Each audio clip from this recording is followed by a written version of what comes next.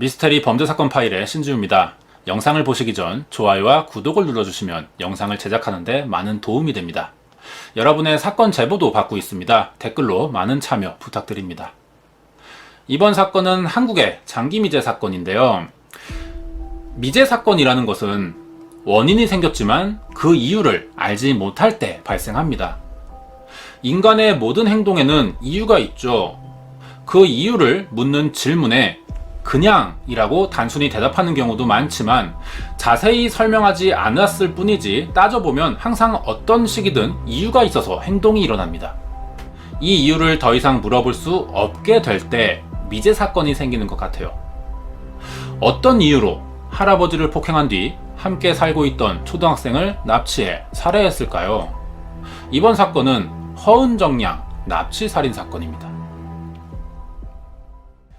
대구 달성군 유가면 용복리에는 72살의 허씨라는 할아버지가 살고 있었습니다. 허씨는 기초생활수급자로 매달 나오는 38만원을 지원받아 왔지만 생활비로는 모자랐기 때문에 공병이나 폐지를 주워 팔며 생계를 이어오고 있었죠. 허씨에겐 결혼한 아들이 있었어요. 하지만 가정 불화로 부부가 별거에 들어가면서 11살과 9살인 두 딸을 맡아 키우게 됐습니다. 이 중 11살이던 손녀가 바로 허은정 양이었죠. 사건은 2008년 5월 30일 새벽 4시 10분쯤 집에 괴한이 침입하면서 벌어지게 됩니다. 손녀들은 다른 방에 잠든 사이 범인들이 허씨를 폭행하기 시작했던 건데요. 소리를 듣고 일어난 허은정 양이 할아버지 방으로 가서 괴한들을 말렸다고 합니다. 이때 허양과 함께 자고 있던 9살 동생도 잠에서 일어났는데 언니가 방에서 나간 후 이러지 마세요 라는 소리가 2번 들렸다 그래요. 그러자 괴한이 언니를 데리고 밖을 나간 뒤 사라졌다는 것이죠. 언니가 끌려가자 동생은 아빠에게 전화를 걸어 도움을 요청했어요. 하지만 연락이 되지 않아 옆집에 전화를 걸었다고 하는데요. 할아버지가 다쳤고 언니가 사라졌다는 말을 들은 이웃 주민이 경찰에 신고하면서 사건 조사가 시작됐죠. 경찰이 현장에 도착해보니 허씨는 쓰러져서 의식이 불투명한 상태였다고 합니다. 여기서 경찰은 이상한 점을 발견했어요. 허씨를 마치 시신 다루듯이 이불로 얼굴까지 덮어두었다는 겁니다. 허씨는 사망한 것이 아니었어요. 범인이 아마 허씨가 죽은 것으로 착각했을 가능성이 있는데요. 이불을 덮었다는 것은 범인이 죄책감을 느꼈을 가능성이 커 보입니다. 그리고 이런 행동은 이미 얼굴을 아는 면식범들이 보이는 특징이기도 하죠. 사건 당일 집 대문은 잠겨 있었어요. 하지만 집에 미닫이 문은 잠그지 않았었다고 합니다. 담벼락이 1.7m로 높은 편이었지만 사실 범행을 계획한 남성이 넘지 못할 높이는 아니라고 생각되고요. 거기에 집 뒤편에 담벼락이 무너져 있었지만 어떤 이유로 무너졌는지는 알 수 없었죠. 집안을 살펴보니 사라진 물건도 없었습니다. 허씨가 평소 공병이나 폐지를 팔아 생계를 유지하고 있었고 외관상 금품을 노리고 침입하기에 적당한 집도 아니었어요. 허은정 양을 납치한 후 돈을 요구하는 협박 전화도 없었고요. 허씨가 실신할 때까지 폭행한 것으로 봐선 흉기도 소지하지 않았던 것 같습니다. 집안에서는 이 이상의 단서를 찾을 수가 없었어요. 경찰은 마을 주변을 탐문해 정보를 얻기로 했습니다. 여기서 새로운 사실이 드러났죠. 사건 전날 오후에 허은정 양의 집 담 너머로 집안을 훔쳐보던 사람이 있었다는데요. 키가 180cm 정도였고 뒷모습만 보였기 때문에 누구인지는 알 수 없었다고 합니다. 그리고 이 집에는 키우던 개가 하나 있었어요. 마을에서 사납기로 아주 유명했었는데 이 사건이 벌어지던 날 마을에서 이 집 개가 짖는 소리를 들은 사람은 또 없다는 것이죠. 그리고 경찰이 현장에 도착했을 때 개 목줄이 끊어진 채 개는 현장에 보이지 않았다고 합니다.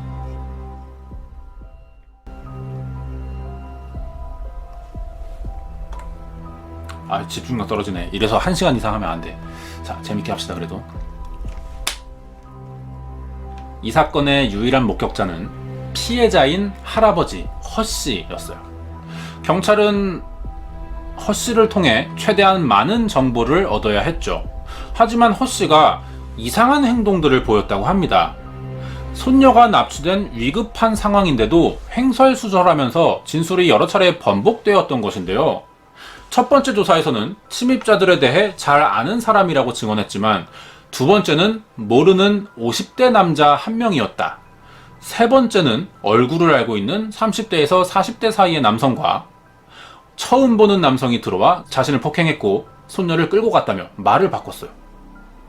70대 노인이라 인지 능력이 떨어질 수 있다는 것을 감안해도 범인이 한 명인지 두 명인지를 구분하지 못하는 것은 분명히 허 씨가 무언가 숨기고 있다는 생각이 들게 만드는 진술인데요. 마을 사람 중 허 씨가 치매에 걸렸다는 증언들은 없었습니다.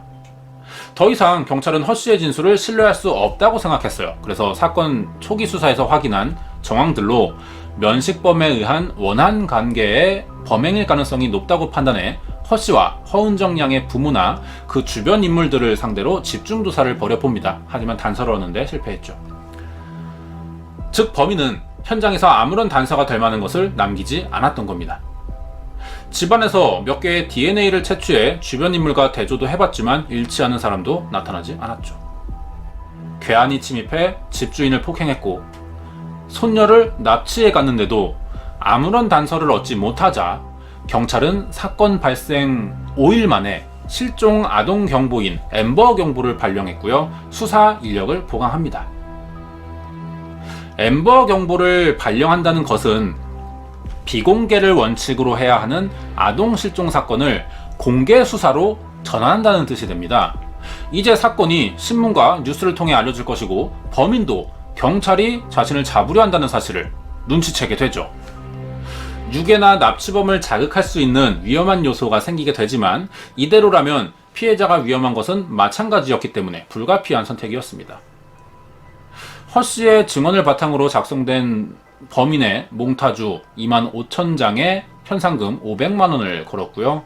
허양의 사진과 제보를 기다리는 전단 17,000장을 대구 시내에 배포합니다. 공개 수사로 전환한 첫날부터 제보가 들어오기 시작했어요. 하지만 대부분이 신빙성 없는 허위 신고들로 밝혀졌고 이 허위 신고 내용이 외부에 유출되면서 허은정 양의 아버지가 경찰이 사건을 제대로 수사하고 있지 않다는 언론의 제보로 수사에 심각한 혼란까지 생기게 되었죠. 경찰은 허양을 찾기 위해 수색을 더 강화해야 했는데요. 집에서부터 반경 5km 범위까지 수사 범위를 확대했고 헬기와 구조견까지 동원했습니다. 그 결과 사건 발생 13일째 되던 날 유가면 용복리 비슬산에서 허은정 양의 속옷과 조금 떨어진 다른 장소에서 반바지와 티셔츠를 발견하게 됐죠. 집에서 2km 떨어진 장소였습니다. 같은 날 오후엔 옷이 발견된 곳과 300m 떨어진 곳에서 허양의 시신까지도 찾을 수가 있었어요. 발견 당시 시신이 계곡나무에 걸려 알몸인 상태였다고 합니다. 얼굴과 상반신의 부패는 이미 뼈가 드러날 정도로 심각해서 신원을 알아보기 힘든 상태였다고 하는데요. 머리와 우측팔에 금이가 있었다고 합니다. 그리고 부패 상태를 감안해 보니 납치 당일 살해한 뒤 계곡에서 던져 유기된 것으로 추정됐어요. 정확한 사망 원인을 파악하려면 부검을 해야 되는데요. 하지만 부패 정도가 너무 심각했기 때문에 정확한 사인을 밝혀내지 못했고 성폭행 여부를 확인하려면 정액 검출 유무도 알아야 하는데 이것도 불가능했습니다. 경찰은 시신이 발견된 지점 주변에서 사람의 흔적을 찾아 DNA를 분석해 보기로 했어요. 이것을 근거로 허양의 집 근처에 사는 남성 321명을 대상으로 대조를 해봤습니다. 하지만 여기서도 일치하는 사람은 나타나지 않았죠. 용의선상에 오르는 인물들의 거짓말 탐지기나 통신 내역, 이동 경로 CCTV까지 모두 찾아봤지만 단서를 확보하는데 모두 실패했죠. 결국 유일한 희망은 허양의 할아버지밖에 없었습니다. 하지만 계속되는 진술 번복과 증언의 신빙성이 너무나 떨어졌죠. 경찰은 최후 수단으로 피해자이지만 사건 당시의 상황을 재현해 보도록 부탁했고요. 최면 수사까지도 벌였습니다. 하지만 여기서도 별다른 단서를 얻지 못했어요. 이러던 중에 허 씨가 사건 발생 84일 만에 폐질환으로 사망하게 되는데요. 유일한 목격자가 사망하자 수사는 방향을 잃게 되면서 결국 미제 사건으로 남게 됩니다. 사건 수사는 여기까지예요. 현재 이 사건은 대구 지방경찰청 미제 사건 전담팀이 수사 중에 있다고 합니다. 2007년에 태완이법으로 인해 살인사건에 대한 공소시효가 일부 폐지되었기 때문에 범인이 누구인지 입증만 가능하다면 언제든지 처벌이 가능해졌지만 현재 범인을 특징 지을 단서를 찾지 못하고 있는 상태입니다. 사건 개요가 여기까지입니다. 그럼 의문점을 몇 가지 짚어볼 차례인데요. 첫 번째로 이 사건이 계획적인가 우발적인가 하는 점입니다. 범인의 목적이 불분명해 보이는데요. 허양의 집에서 사라진 물건이 없어요. 절도가 아니고 범인은 흉기를 소지하지도 않았습니다. 허 씨에 대한 살인이 목적이라면 폭행 당시 흉기를 꺼내야 하는 편이 더 빠르고 정확할 텐데 그러지는 또 않았다는 것이죠. 허양을 납치한 것으로 봐서 성폭행이 목적이라면 아이들의 방에 들어가야겠죠. 그러면 보호자인 할아버지를 먼저 제압한 뒤 범행을 했어야 할 텐데 이 과정에서도 사실 흉기가 있는 편이 더 수월합니다. 그래서 성폭행의 가능성도 불분명한 상태이고요. 납치라고 생각을 하자니 그 납치를 통해 뭘 얻을 수 있냐는 겁니다. 아이를 데려가 놓고 몸값도 요구하지 않았어요. 이렇게 범인의 의도가 명확하지 않습니다. 두 번째 의문점은 범인이 과연 몇 명인가 하는 부분입니다. 아직도 범인이 몇 명인지는 확실하게 드러나지 않은 상태예요. 유일한 목격자였던 허 씨의 진술을 보면 한 명이라고 했다가 두 명이라고 말을 바꾸는데요. 정황상 한 명의 가능성이 조금 더 높다고 생각이 됩니다. 만약 2명 이상이 침입한 것이라면 이것은 계획범죄로 봐야 돼요. 사전에 약속이 되어 있다는 뜻이니까요. 하지만 앞에서 말한 대로 범인의 행동이나 목적이 불분명하다는 점에서 계획적이라고 보기는 힘들다는 생각이 듭니다. 세 번째로 범인이 몇 명인지 제대로 진술하지 못하고 면식관계인지 아닌지도 계속 번복되었던 허 씨의 진술에 문제가 상당히 많다는 점인데요. 허 씨는 자신이 폭행당했고 손녀가 납치됐는데도 적극적으로 협조하지 않았어요. 이 부분이 사건을 미제로 남게 만든 결정적인 원인이라고 생각을 합니다. 허 씨에게는 분명 어떤 사정이 있었을 가능성이 높아요. 그리고 범인을 알고 있을 가능성도 높아 보이죠. 갑작스러운 상황에 경황이 없다면 당시 상황을 제대로 기억하지 못할 수가 있습니다. 그래도 최소한의 기억들은 일치해야 하는 게 정상인데요. 하지만 허 씨 내용을 보면 첫 번째 취조에서 아는 사람이다. 두 번째, 모르는 50대 1명이다. 세 번째, 30대 2명이었다. 이런 식으로 취조 과정에서 일치하는 내용이 한 가지도 없습니다. 그리고 마지막에는 최종 진술에서 이 세 번의 내용을 모두 합해 몇 년 전 안면이 있던 30대에서 40대 남성 1명과 모르는 남자 1명이 들어와 자신을 폭행했고 손녀를 데리고 도망쳤다고 말했어요. 아는 사람이라면 어떻게 알게 되었는지, 어디서 사는 누구인지, 특징은 무엇인지 이런 것들을 설명했어야 하는데 이런 내용이 없다는 것이죠. 그렇다면 이런 대답은 결국 범인이 누구인지 알면서 보호해주기 위해 하는 행동이라고 해석할 수밖에 없습니다. 그렇다면 왜 보호하려고 한 것일까요? 어떠한 이해관계에 따라 범인이 드러난다면 허 씨가 자신에게 불리한 점이 생기기 때문이라고 생각했을 가능성이 있습니다. 이 부분을 경찰이 해결할 수 있다면 사건이 풀릴 수도 있겠죠. 네 번째, 범인은 왜 허은정 양을 납치했는가입니다. 허 씨는 알고 있는 것 같아요. 자신이 폭행당하고 손녀를 납치해갈 만한 이유가 자신에게 있었다고 생각할 가능성이 높습니다.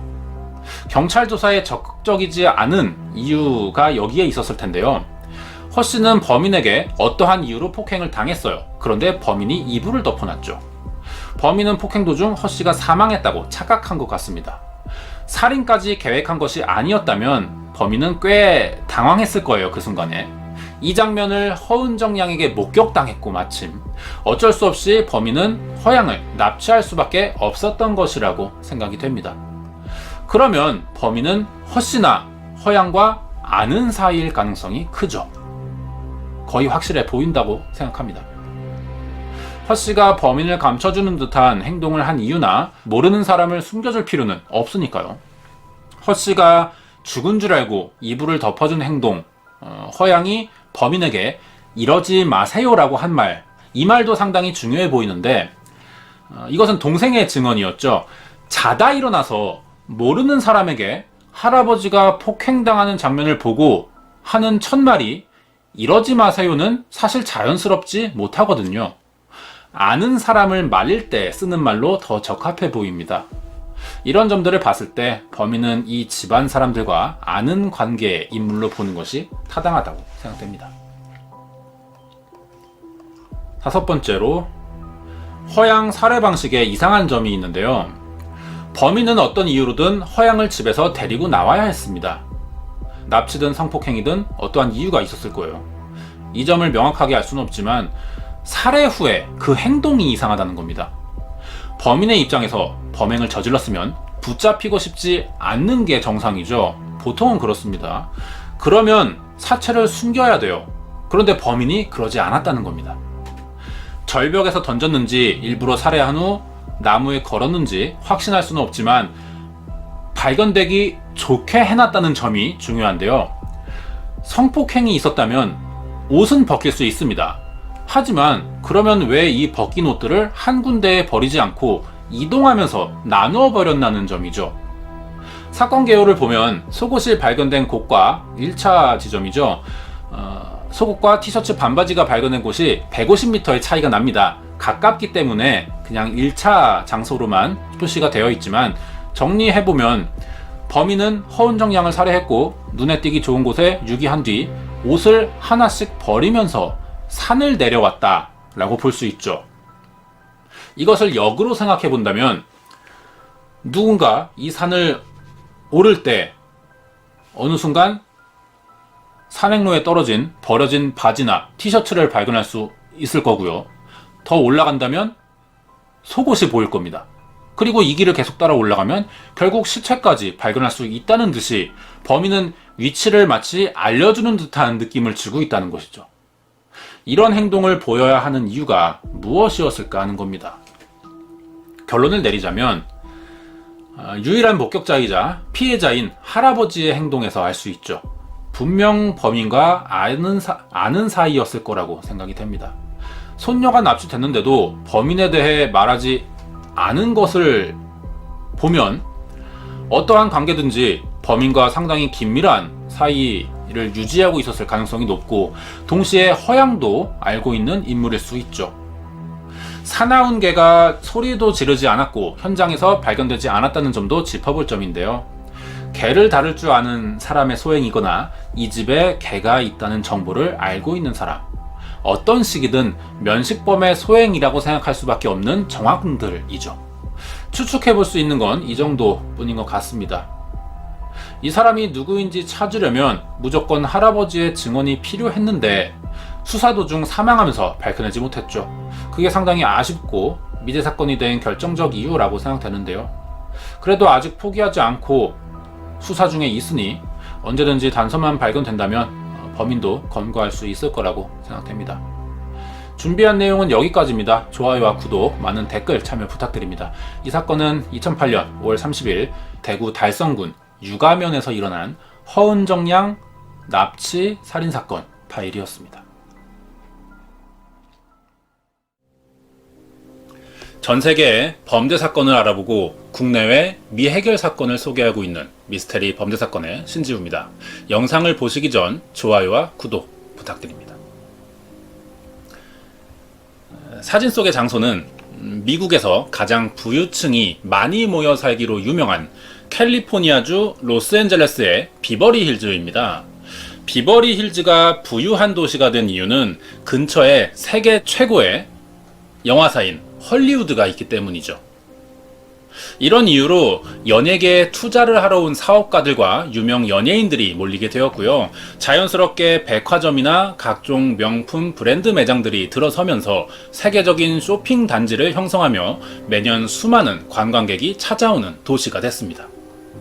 그러다 보니 이 비버리 힐즈는 다른 지역에 비해 비교적 많은 재정을 보유할 수 있었고, 로스앤젤레스 안에 위치하고 있지만 LA 경찰국의 관할이 아닌 독자적인 시 경찰을 운영하면서 최고 수준의 치안 시설도 보유할 수 있게 되었죠. 사진은 밤에 찍힌 것 같습니다. 하지만 왠지 많은 사람들이 바깥에 나와 있는데요. 1989년 8월 20일이었습니다.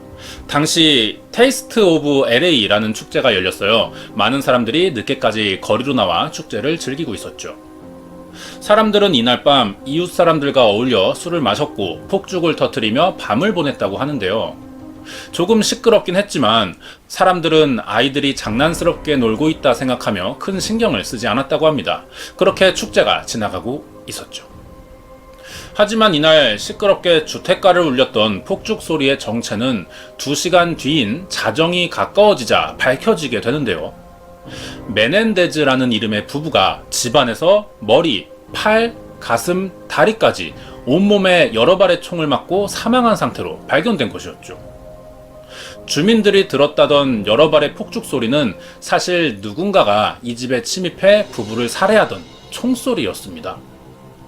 시신을 처음 발견하고 경찰과 911에 신고한 것은 두 아들인 조셉과 에릭이었어요. 두 사람 말에 의하면 자신들은 이날 밤 극장에서 상영 중인 영화를 관람한 뒤 시민광장에서 열리는 축제에 참여한 후 집으로 돌아왔다고 합니다. 하지만 이상하게 집 문이 열려 있었고 평소라면 부모님이 잠자리에 들었을 시간인데 거실 불이 켜져 있어서 이상하다는 생각을 하며 집안을 들어왔어요. 현관문을 열자 눈앞에 보인 것은 거실 소파에서 머리에 총을 맞아 얼굴의 반 이상이 사라진 채 피를 흘리고 있던 아버지 호세 메넨데즈와 형체를 알아보기 어려울 정도로 온몸에 총을 맞아 사망한 어머니 메리 메넨데즈의 시신이었죠.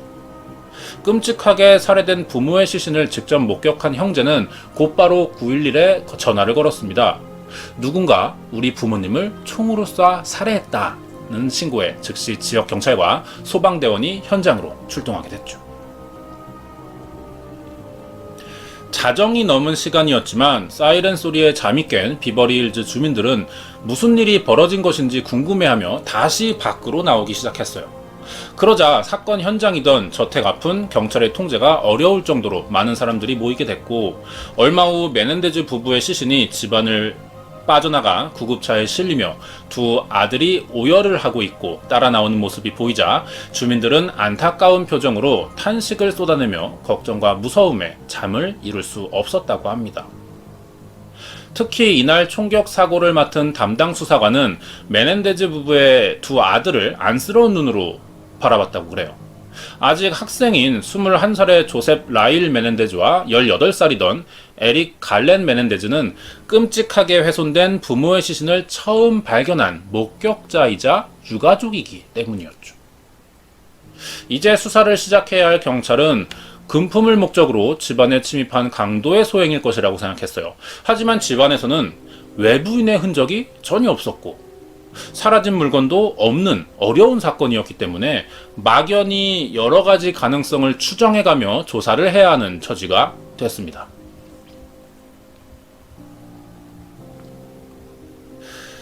아직 아무런 사건 해결에 단서도 찾지 못해서 수사에 진척이 없는 상황이었는데 메넨데즈 부부의 장례식이 열리게 됩니다.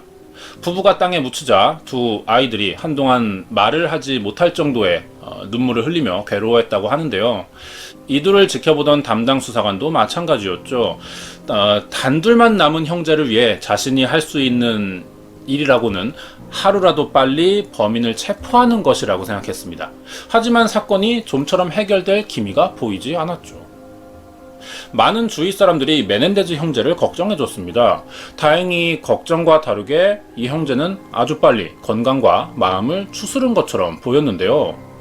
형제들은 부모의 장례식이 끝나자마자 여러 대의 스포츠카와 고가의 시계를 구입했고요. 매일 밤마다 파티를 열거나 해외 여행을 떠나는 등 도저히 며칠 전 부모님을 잃은 아이들이라고 생각할 수 없을 정도의 호화 생활을 하고 있었습니다. 사건 담당 수사관은 경찰이라는 직업 이전에 한 사람의 자식이자 아이를 가진 아버지의 마음으로 피해 유가족인 이 메넨데즈 형제를 돌봐주려고 했어요. 그러자니 부모의 장례식 직후 형제가 보인 수상한 행동과 도를 넘어선 과소비를 보고 이상하다는 생각을 할 수밖에 없었습니다. 처음엔 설마 하는 생각에 지나치려고 했어요. 하지만 한 번 떠오른 생각은 계속 떠올랐고 수사 진행을 방해할 만큼 계속해서 머릿속을 맴돌기 시작했죠. 결국 수사관은 진행 중이던 수사를 멈추고 이전에는 생각해보지 않았던 새로운 방향으로 그날의 사건을 수사하기로 합니다. 그러자 놀라운 일이 벌어졌죠. 좀처럼 풀리지 않았던 비버리 힐즈 총격 사건의 모든 정황과 증거들이 퍼즐처럼 들어맞기 시작했고요. 특정 인물을 가리키고 있는 것이었습니다. 이쯤 되자 수사관은 그동안 설마 하는 생각에 스스로 부정해오던 그 인물이 사건을 일으킨 진범이라는 사실을 인정할 수밖에 없었죠. 정황과 증거가 너무나 명백한 상태였습니다. 모든 수사 자료가 어떤 특정 인물을 가리키자 수사관은 더 이상 지체하지 않고 용의자를 체포하기 위해 경찰서를 나섰는데요. 범인을 체포하기 위해 출동한 것은 우리 모두가 다 예상하고 있는 그 장소였습니다. 사건이 벌어진 비버리 힐즈에 메넨데즈 가족이 살던 집이었죠. 1990년 3월 8일 수사관이 찾아와 벨을 누르자 집안에서 아주 밝은 목소리가 들렸습니다. 문을 열어준 것은 형인 조셉 메넨데즈였어요. 조셉은 밝은 표정으로 수사관에게 오늘은 왜 연락도 없이 왔는지, 범인을 찾은 것인지 물어봤다고 하는데요. 이 질문에 수사관은 짧게 그렇다라고 대답했습니다. 그러자 방금 전까지 밝게 웃고 있던 조셉의 표정이 일그러지며 말을 잇지 못했어요. 수사관은 다시 한번 진범이 누구인지 알아냈지만 정말 범인이 아니기를 바란다며 메넨데즈 부부를 살해한 용의자로 조셉 메넨데즈에게 수갑을 채웁니다. 조셉은 놀란 표정을 지었지만 결국 아무 말도 하지 못했죠. 조셉이 체포된 지 4일 후인 1990년 3월 11일 형의 체포 당시 이스라엘에서 소식을 들은 동생 에릭 메넨데즈는 귀국과 동시에 제 발로 경찰서를 찾아와 자수했어요. 그렇게 1989년 8월 20일 미국 비버리 힐즈 저택에서 벌어진 메넨데즈 부부 살인사건의 범인들이 모두 체포되었죠. 예상대로 범인은 피해자 부부의 친아들인 조셉과 에릭 메넨데즈 형제였습니다. 이들이 부모를 살해한 목적은 바로 부모의 유산 때문이었어요. 그렇다면 이 형제는 이전부터 아마 부모와 금전 문제로 갈등을 가져왔을 가능성이 높아 보이는데요. 어떠한 일이 있었는지 자세히 알아보도록 하겠습니다. 사진 속 두 사람이 당시 아들들에게 수십 발의 총을 맞고 사망한 피해자들인 아버지 호세 메넨데즈와 어머니 메리 메넨데즈입니다. 남편이자 아버지인 호세 메넨데즈는 쿠바에서 태어났어요. 하지만 미국엔 난민 자격으로 들어온 이민자 가정 출신이었습니다. 어려운 형편이었지만 머리가 좋았던 호세는 서든 대학에서 회계를 공부했고요. 같은 대학에서 만난 메리를 만나게 되었죠. 졸업 후 두 사람은 결혼식을 올렸고 뉴욕으로 이사를 했어요. 그곳에서 호세는 회계사로 일하며 안정된 생활을 갖게 되었고 부부의 형편은 여유로워집니다. 뉴욕 생활을 시작한 지 5년 만인 1968년과 1970년에 연달아 두 아이들이 태어났고 메넨데즈의 가족은 뉴욕을 떠나 캘리포니아로 다시 이사를 했죠. 그 사이 호세는 회계사뿐 아니라 개인 사업을 시작해 성공을 거두며 규모를 늘려나가고 있었습니다. 성공한 사업가로 입지를 굳혀가던 호세는 비버리 힐즈에 위치한 고급 저택을 구입했고요. 두 아이들을 명문 사립학교에 보내는 등 아내와 아이들에게 돈 쓰는 것을 아끼지 않았어요. 하지만 가족을 대하는 이런 방법은 언제부터인가 잘못되기 시작합니다.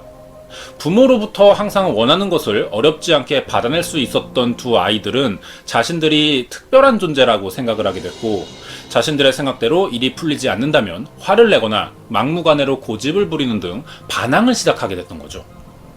메넨데즈 부부는 아이들이 말썽을 부리거나 학교에서 문제를 일으키면 스스로 책임지게 하는 방법을 가르치기보다 자신들이 나서서 대신 뒷수습을 해오고 있었어요. 부부는 아이들의 훈육보다 생각할 시간을 준 뒤 스스로 무엇을 잘못했는지 깨닫고 반성할 때까지 기다려주는 방법을 선택한 것이었습니다. 하지만 안타깝게도 부부의 아들들은 자신들이 무엇을 잘못했는지 깨닫고 반성하지는 않았고요.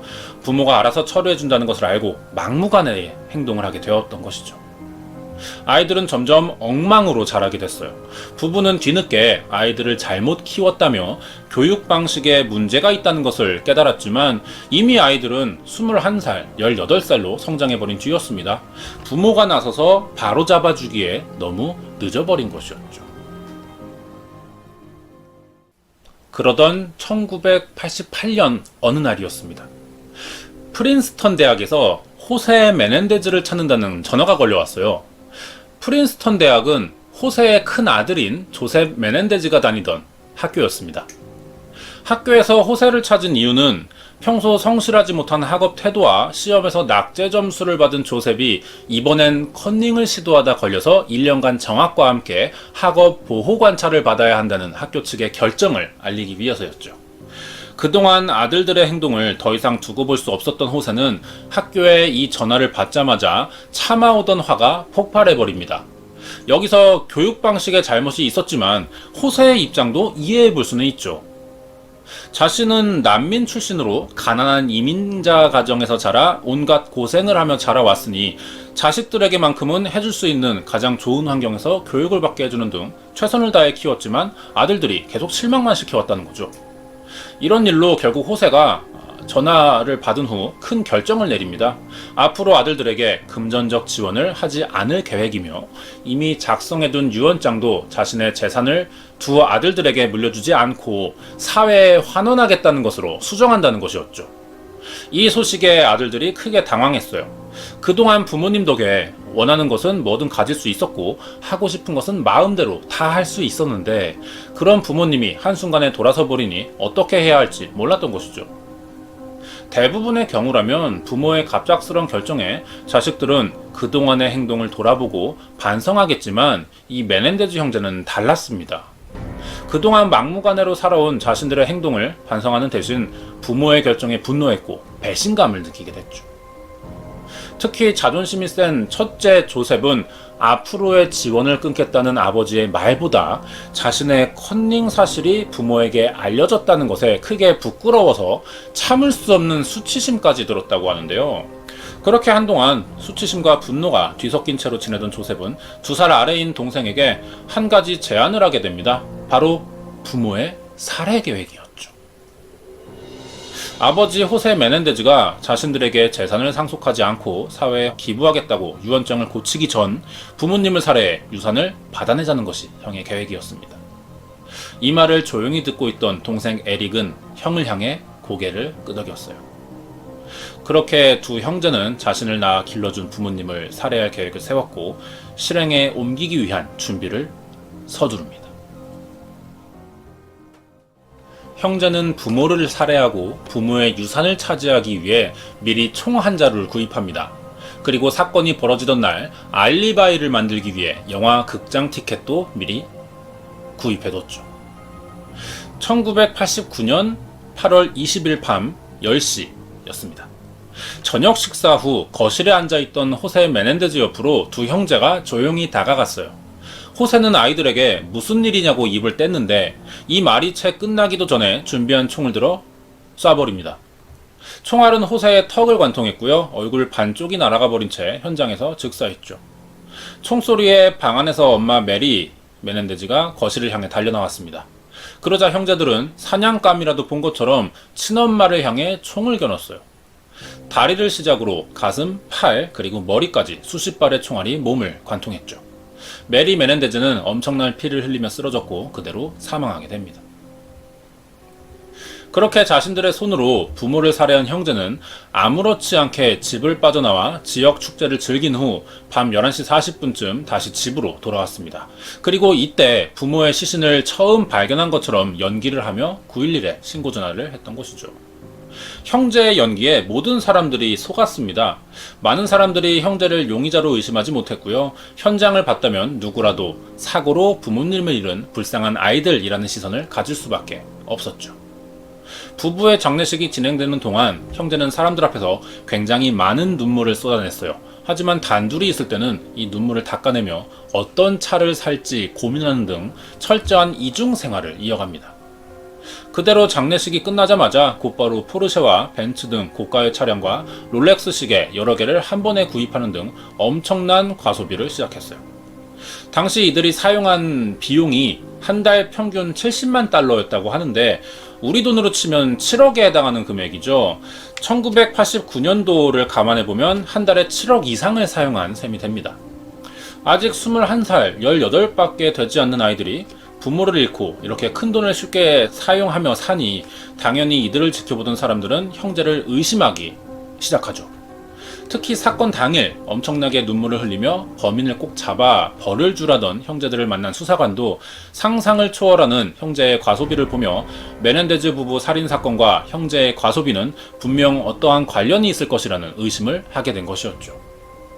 수사관은 서둘러 그동안 금품을 노린 제3자의 범행일 것이라는 수사 방향을 틀어 부부의 아들인 조셉과 에릭을 용의선상에 두고 다시 한번 사건을 조사하기 시작합니다. 사건 발생 몇 달 전 큰아들이 총기를 구입했다는 것과 현장에서 발견되지 않은 범인의 지문과 흔적을 찾아볼 수 없는 침입의 흔적, 그리고 메넨데즈 부부의 많은 재산과 아들들의 과소비까지 모든 정황들은 완벽하게 맞아떨어지고 있었어요. 체포된 형제는 자신들의 범행을 모두 인정했어요. 하지만 범행 동기에 대해서는 경찰의 추측과 다른 이야기를 꺼내는데요. 어린 시절 알코올 중독자이며 소아성애자인 아버지와 완벽주의자인 어머니로부터 상습적인 구타와 성추행을 당해왔고 더 이상 참지 못해 결국 부모를 살해할 수밖에 없었다고 주장한 것이었습니다. 하지만 평소 메넨데즈 부부를 잘 알고 지낸 가까운 지인과 이웃들은 부부가 아이들에게 엄격한 편이 아니었으며 오히려 아들들이 원하는 것을 다 들어주며 키웠기 때문에 어떤 일이든지 부모의 재산이면 다 해결할 수 있다고 믿게 된 것이 이번 사건을 만든 것이며 형제는 거짓말을 하고 있다는 증언을 하게 됐죠. 사건이 벌어진 지 7년이 지난 1996년 7월 2일이 됐어야 이 사건의 최종 재판이 열리게 됩니다. 법원은 이 사건을 메넨데즈 형제가 주장하던 어린 시절의 학대에 의한 원한살인이 아니라 부모의 유산을 노리고 저지른 패륜 범죄라고 결론 지었으며 조셉 라일 메넨데즈와 에릭 갈렌 메넨데즈에게 모두 가석방 없는 종신형을 선고하게 되었죠. 형제는 재판이 끝난 즉시 항소했어요. 하지만 받아들여지지 않았고 형 조셉은 캘리포니아 북부에 위치한 교도소에서, 동생 에릭은 샌디에고 교정시설에서 수감 생활을 시작했는데요. 올해 2018년 4월 4일에 형 조셉이 동생이 수감되어 있는 곳으로 옮겨지면서 떨어져 지낸 지 22년 만에 다시 만날 수 있게 됐다고 합니다. 이와 비슷한 사건은 2017년 10월 21일 한국에서도 일어났습니다.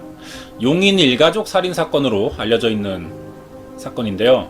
범인은 가족의 큰아들인 33살의 김성관이었습니다.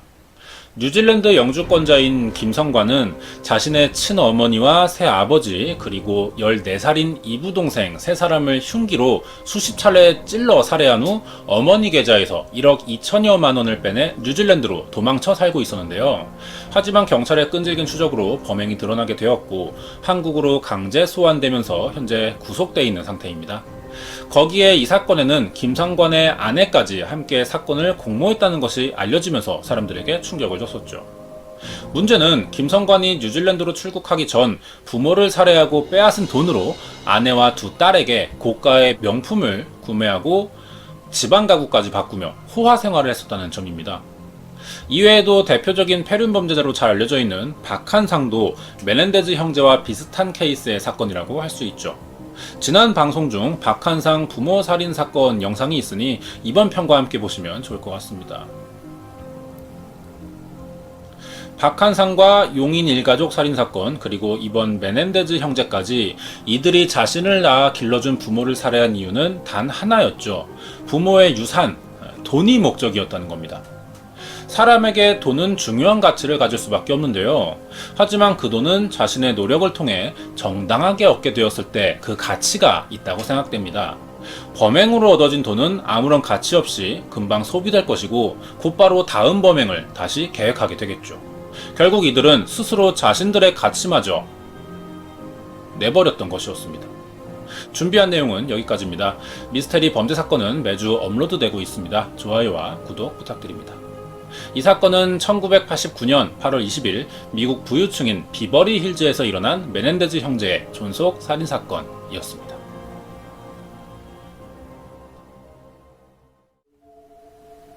전세계 범죄 사건과 국내외 해결되지 않는 미제 사건을 소개하고 있는 미스테리 범죄 사건 파일의 신지우입니다. 영상을 보시기 전 좋아요와 구독 부탁드립니다. 인간은 아주 오래전부터 서로 약속을 하며 살아왔죠. 이 약속을 사회적으로 확대시켜보자면 그것이 규칙이 되고 법이 됩니다. 약속이란 상대의 생각과 나의 생각을 일치시키겠다는 다짐이기도 한데요. 인간은 상대와 한 다짐을 지켜달라는 의미로 돈이나 물건을 건네주기도 하죠. 즉, 약속엔 거래가 뒤따른다는 말이 되는데요. 하지만 약속이나 거래에는 단점이 한 가지 있습니다. 먼저 이 규칙을 위반하는 사람이 큰 이득을 본다는 것이죠. 하지만 누가 먼저 어길지는 아무도 모릅니다. 그래서 복잡해진 이 현대사회에 와서는 법적인 제도를 통해 약속과 거래를 보호받을 수 있는 제도가 만들어졌죠. 이것도 인간이 만들어낸 인간사회의 약속이 되는데요. 그런데도 이 규칙을 위반하는 사람들이 있습니다. 2011년 12월 서울 강서구에 위치한 고급 요정에서도 어떤 거래가 있었어요. 고급스러운 분위기와 함께 값비싼 양주를 판매하는 이곳은 일반 사람들이 쉽게 찾을 수 있는 곳이 아니었습니다. 이날 요정을 찾은 2명의 남성 손님이 있었는데요. 30대 후반으로 보이는 젊은 남성과 나이가 지긋해 보이는 60대 남성 송승호 씨였습니다. 두 사람은 오자마자 가장 안쪽에 위치한 룸으로 들어갔어요. 안쪽에 위치한 방으로 들어갔어요. 그리고 미리 예약해둔 값비싼 양주들과 고급 음식들이 줄지어 테이블에 펼쳐졌죠. 직원들은 송 씨와 젊은 남성이 만난 이 자리가 아마도 어떤 일을 부탁하기 위한 접대 자리라는 것을 쉽게 알아볼 수 있었습니다. 주로 젊은 쪽이 더 나이가 많은 분들을 접대하는 경우가 많았기 때문에 오늘 찾아온 이 두 손님의 관계도 아마 그럴 것이라고 생각했었죠. 하지만 먼저 술을 따라주며 권한 사람은 30대 후반의 젊은 남성이 아닌 당시 나이 64살의 송 씨였습니다. 상황이 반대였던 것이죠. 오늘 자리는 송 씨가 젊은 남성에게 무언가를 부탁하기 위해 만들어진 자리였습니다. 거만한 자세로 앉아 송 씨가 따라주는 술을 받아 마신 젊은 남성은 분위기가 무르익자 전에 부탁하셨던 건 제가 잘 알아보고 있습니다 라며 먼저 입을 열었어요. 젊은 남자의 말에 송 씨는 처음부터 이 말을 듣기 기다렸다는 듯 활짝 웃어 보였는데요. 그리고는 저는 우리 김 의원만 믿고 있습니다. 앞으로 필요하신 게 있으면 다 말만 하세요 라며 비워진 남성의 잔을 다시 한번 채워줬죠. 곧이어 송 씨는 젊은 남성에게 무언가가 담긴 종이 가방 하나를 선물이라며 건네줬는데요. 가방 안에는 수천만 원에 달하는 현금 다발이 들어있었습니다. 젊은 남성은 안에 담긴 현금 뭉치들을 보고도 마치 당연하다는 듯이 전혀 놀라는 기색도 보이지 않고 가방을 받았어요. 한참 동안 두 사람은 이곳에서 파는 가장 비싼 양주들을 모두 마셨고 이날 두 사람의 술자리는 새벽이 지나 아침이 되어서야 끝이 났다고 합니다. 그로부터 3년이 지난 2014년 3월 3일이 됐어요. 서울시 강서구의 한 빌딩 사무실에서 살인사건이 발생하는데요. 살해당한 피해자는 당시 자신이 소유하고 있던 빌딩 사무실에서 누군가에게 공격을 받은 듯 바닥에 피를 흘리며 쓰러져 있었고요. 목에 화상 자국과 가슴엔 도끼 자국이 선명하게 남아 있었습니다. 이날 살해당한 피해자는 강서구에서 여러 채의 건물을 소유하고 있던 3천억 원대의 자산가였던 67살의 노인 송승호 씨였어요.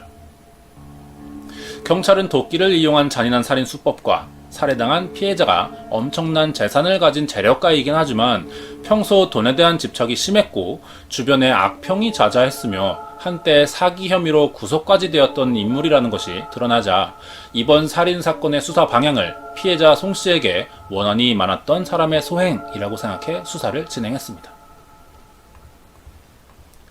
경찰의 재빠른 수사로 서울 강서구 재력가 살인사건으로 불리는 이 사건은 발생한 지 약 3개월 만인 2014년 6월 24일 중국에서 도피 생활을 하다 인천공항을 통해 한국으로 들어오던 범인을 체포하는 데 성공합니다.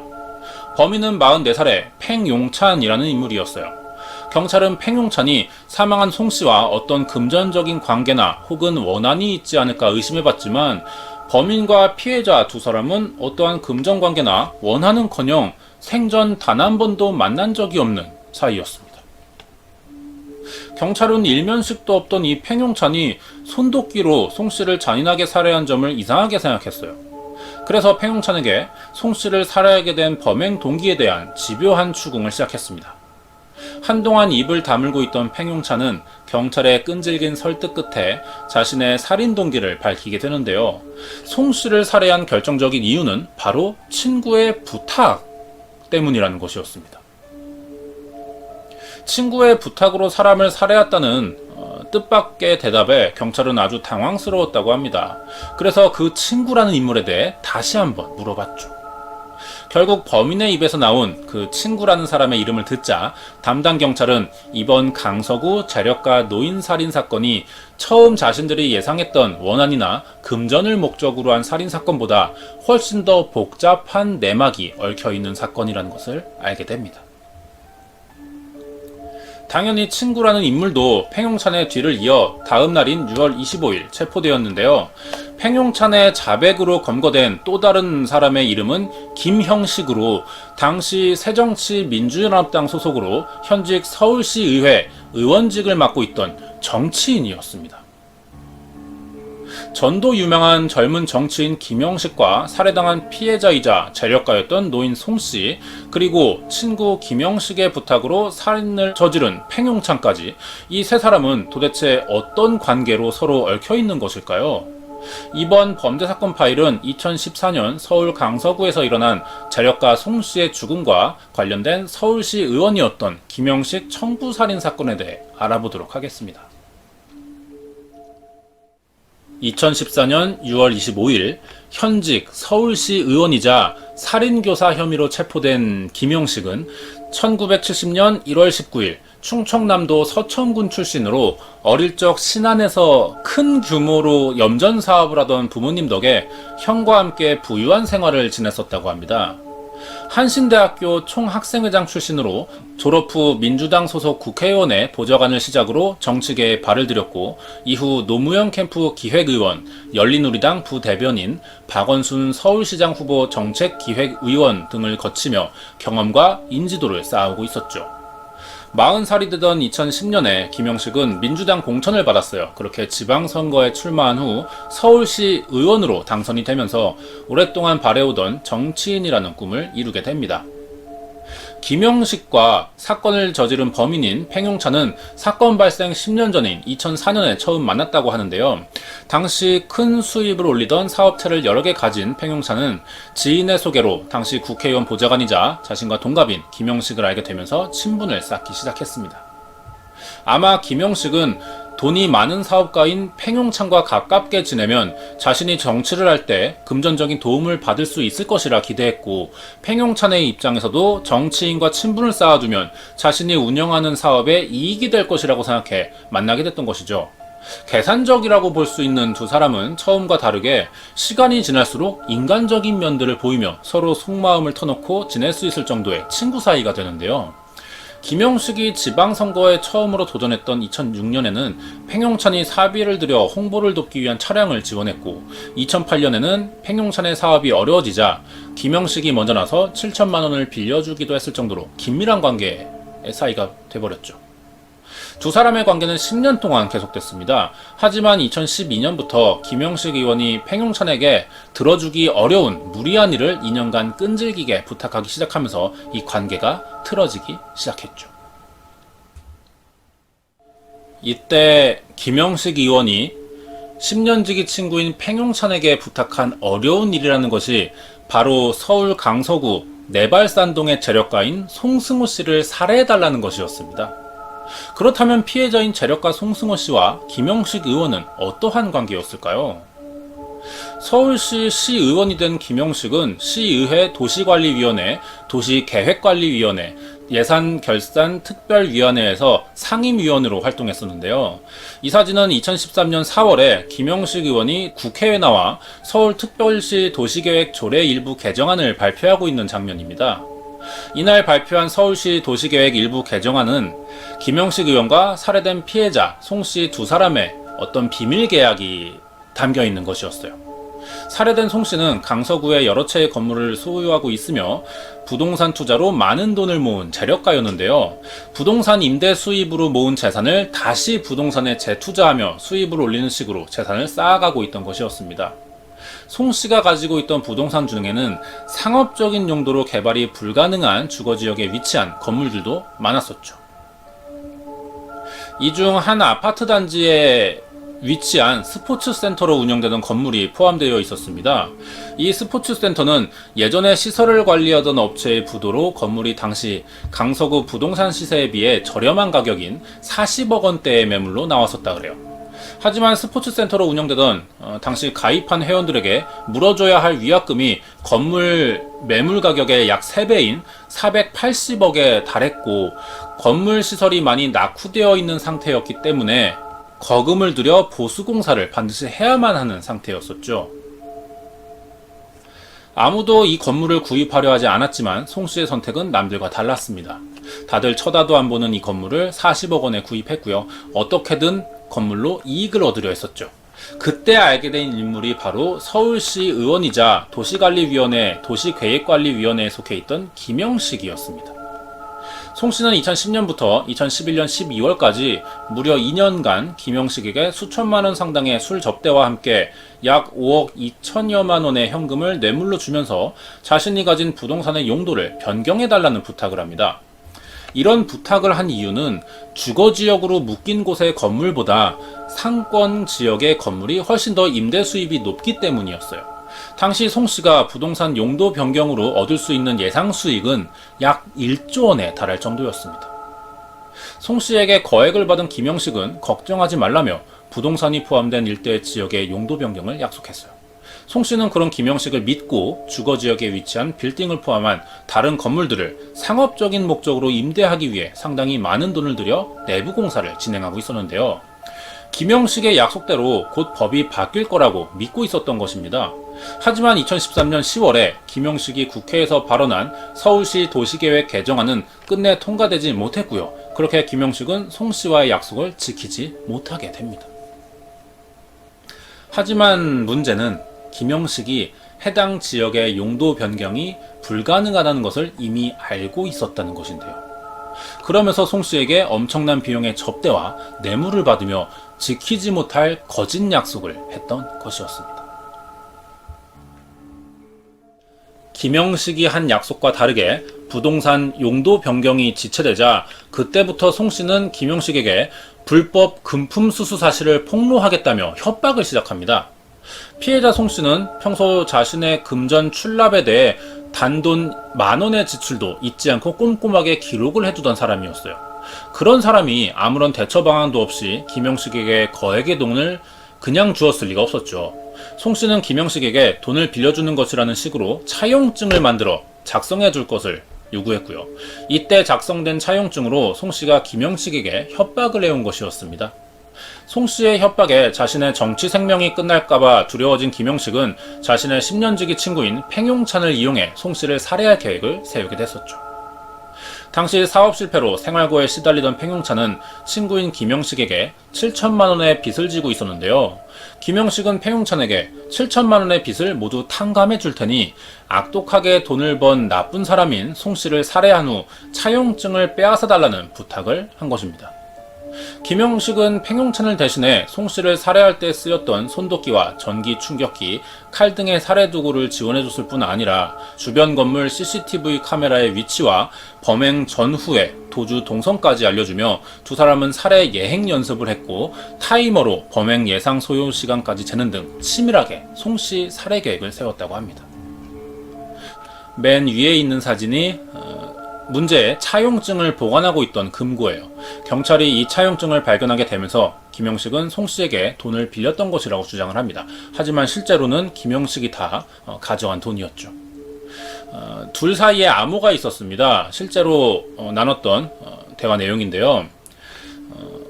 느낌표는 범행에 성공했을 때, 물음표는 실패했을 때를 뜻합니다. 김영식이 팽용찬에게 느낌표를 보내 살인을 어서 시작하라고 압박을 주고 있는 것을 알 수 있죠. 김영식이 팽용찬에게 살인을 부탁한 최초 시점은 실제 살인이 벌어지기 2년 전인 2012년부터였다고 합니다. 하지만 살인을 망설이던 팽용찬이 여러 핑계를 대면서 범행을 실행하지 않자 2014년 1월 이후부터 김영식이 강압적인 태도로 팽용찬에게 네가 하지 않으면 내가 직접 실행하겠다며 당장 범행을 실행하라며 요구해 왔었죠. 결국 사건이 벌어지던 2014년 3월 3일 팽용찬은 송씨 사무실이 보이는 맞은편 건물 2층 복도에서 송씨의 출퇴근 여부와 건물 각 층의 사람들이 언제 모두 빠져나갔는지 등을 확인하면서 송씨의 사무실에 들어갈 기회를 보기 시작했어요. 그리고 해당 건물에 인기척이 완전히 사라진 틈을 타 모자와 마스크를 쓴 팽용찬은 김영식이 준비해준 손도끼와 전기 충격기를 들고 송씨의 사무실로 들어가 범행을 실행합니다. 갑작스런 팽용찬의 공격에 속수무책으로 당한 송씨는 그 자리에서 목숨을 잃었고 송씨가 더 이상 숨을 쉬지 않는 것을 확인한 팽용찬은 김영식이 요구한 차용증을 찾기 위해 송씨의 사무실을 뒤지기 시작했어요. 하지만 도주할 시간이 지체되자 팽용찬은 결국 차용증 찾는 것을 포기하고 범행 현장을 떠나게 됩니다. 경찰은 송씨의 사망을 원한에 의한 살인사건이라고 생각해 피해자 주변 인물 탐색에 한창이었던 날인 3월 6일 범인 팽용찬은 인천공항을 통해 중국으로 출국을 해요. 그리고 중국 각지를 돌며 도피 생활을 이어갔죠. 경찰은 수백 개의 CCTV에 찍힌 범인의 모습과 당시 팽용찬이 범행 직후 탔던 택시기사의 증언을 토대로 송씨를 살해한 범인의 정체가 팽용찬이라는 사실을 알아냅니다. 그 후 중국 공안의 도움을 받아 중국에서 체포하는 데 성공했죠. 2014년 6월 24일 팽용찬이 국내로 소환되기 20일 전 실시된 지방선거에서 김영식은 다시 한번 당선되며 재선에 성공합니다. 하지만 팽용찬이 국내에 송환돼 구속되었다는 뉴스를 접하자 바로 그날 소속당에 탈당계를 제출한 후 시의원직을 그만뒀어요. 그리고 다음 날인 6월 25일 김영식은 팽용찬에게 송씨를 살해하라는 지시를 내린 살인교사 혐의로 체포됩니다. 처음에 김영식은 묵비권을 행사하며 자신의 살인교사 혐의를 부인하고 있었어요. 김영식의 변호인단은 살인교사를 지시한 지 2년이 지나서야 살인이 이루어졌다는 것을 믿을 수 없다. 돈 때문에 송씨를 살해한 범인 팽용찬이 김 의원을 끌어들여 책임감을 덜고자 하는 것이라는 내용의 진술서를 작성해 법원에 제출했는데요. 변호인단의 주장은 설득력이 있어 보였지만 곧이어 김영식과 팽용찬이 서로 3차례나 주고받은 쪽지가 공개되면서 상황이 반전됩니다. 김영식은 팽용찬에게 미안하고 미안하다. 증거는 너의 진술뿐이니 묵비권이 유리하다. 꼭 기억해라 라는 내용이 들어있었어요. 만약 변호인단의 주장이 사실이라면 김영식은 팽용찬 때문에 무고하게 체포된 것인데 팽용찬에게 보낸 쪽지에 원망이나 분노가 아닌 미안하다는 사과와 팽용찬을 포함해 자신에게 불리한 진술을 하지 말고 묵비권을 행사하라는 조언이 담겨 있는 것이었습니다. 만약 팽용찬이의 진술이 거짓이라면 김영식이 쪽지에 쓴 증거는 너의 진술뿐이라는 문장이 논리적으로 맞지 않게 되죠. 이 문장이 말이 되기 위해서는 김영식은 팽용찬의 진술이 증거가 될 만한 행동을 실제로 했다는 것이 전제가 된다는 것인데, 그렇다면 김영식은 팽용찬이 주장하는 살인교사를 실제로 했었다고 볼 수밖에 없는 것이죠. 김영식이 보낸 쪽지에 대한 팽용찬의 답장에는 내가 중국에서 체포되었을 때 너의 첫 마디가 자살과 탈출이었다. 통화하면서도 내 걱정해 준 적이 한 번 없었다. 진짜 네가 나를 친구로 생각한다면 다 내려놓고 선처를 바라자. 그게 최선인 것 같다고 적혀 있었습니다. 이 쪽지가 발견되지 않았다면 아마 김영식의 혐의 입증은 쉽지 않았을 겁니다. 사건명 서울 강서구 재력가 살인사건의 1심은 국민참여재판으로 진행됐습니다. 그 결과 김영식은 팽용찬에게 살인을 교사한 혐의가 인정돼 무기징역을 선고받았고, 송씨를 살해한 팽용찬은 25년형을 선고받게 됩니다. 왜 실제 살해한 살인범보다 살인을 지시한 김영식이 더 무거운 형을 받게 되는지 궁금하실 텐데요. 당시 김영식이 시의원직에 당선된 공인이라는 점과 사건이 발각되자 자신의 범행을 숨기기 위해 팽용찬에게 모든 혐의를 뒤집어 씌우고 발뺌하려는 시도가 있었다는 점에서 가중처벌되었다고 볼 수 있죠.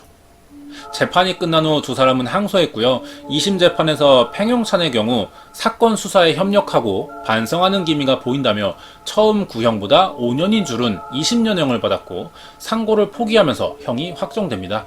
김영식은 2심에서도 무기징역이 확정됐어요. 그러자 이에 불복해 상고했는데요. 하지만 2015년 8월 19일 대법원도 김영식의 상고를 기각하면서 최종 무기징역이 확정되었고, 현재 수감 중에 있습니다. 현직 정치인이 실제 살인을 지시했다는 점에서 상당히 충격적인 사건이었습니다. 한 가지 당부의 말씀을 드리자면, 사건 자체를 보고 이해해야지 소속 정당이나 정치적 관점으로 봐서는 안 될 것입니다. 내용은 여기까지입니다. 미스테리 범죄 사건은 매주 업로드 되고 있습니다. 좋아요와 구독 부탁합니다. 이 사건은 2014년 3월 3일 서울에서 발생한 김영식 살인교사 사건 파일이었습니다.